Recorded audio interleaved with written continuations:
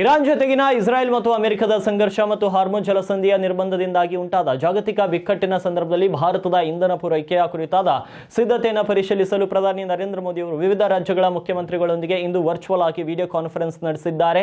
ಇನ್ನು ಪಶ್ಚಿಮ ಏಷ್ಯಾದಲ್ಲಿ ನಡೆಯುತ್ತಿರುವ ಯುದ್ಧದ ಮಧ್ಯೆ ಅವರ ಸನ್ನದ್ಧತೆ ಮತ್ತು ಯೋಜನೆಗಳನ್ನು ಪರಿಶೀಲಿಸಲು ಪ್ರಧಾನಿ ನರೇಂದ್ರ ಮೋದಿ ಪ್ರಸ್ತುತ ಎಲ್ಲ ರಾಜ್ಯಗಳ ಮುಖ್ಯಮಂತ್ರಿಗಳೊಂದಿಗೆ ವಿಡಿಯೋ ಕಾನ್ಫರೆನ್ಸಿಂಗ್ ಮೂಲಕ ಮಾತುಕತೆ ನಡೆಸಿದ್ದಾರೆ. ಈ ಸಭೆಯ ವಿವರಗಳನ್ನು ಇನ್ನೂ ಬಹಿರಂಗಪಡಿಸಲಾಗಿಲ್ಲ.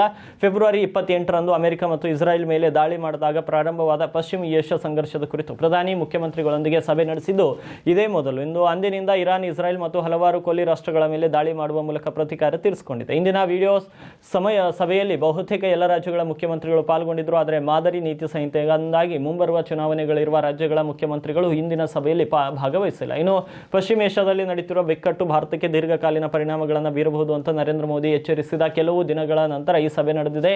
6 ವರ್ಷಗಳ ಹಿಂದಿನ ಕೋವಿಡ್-19 ಸಾಂಕ್ರಾಮಿಕ ರೋಗವನ್ನು ಸಭೆಯಲ್ಲಿ ಉಲ್ಲೇಖಿಸಿದ ಪ್ರಧಾನಿ ಮೋದಿ ಕೇಂದ್ರ ಮತ್ತು ರಾಜ್ಯಗಳು ಆ ಅವಧಿಯಲ್ಲಿ ಮಾಡಿದಂತೆ ಒಟ್ಟಾಗಿ ಕೆಲಸ ಮಾಡಬೇಕು ಅಂತ ಹೇಳಿದ್ದಾರೆ ಎಂದು ಮೂಲಗಳು ತಿಳಿಸಿವೆ.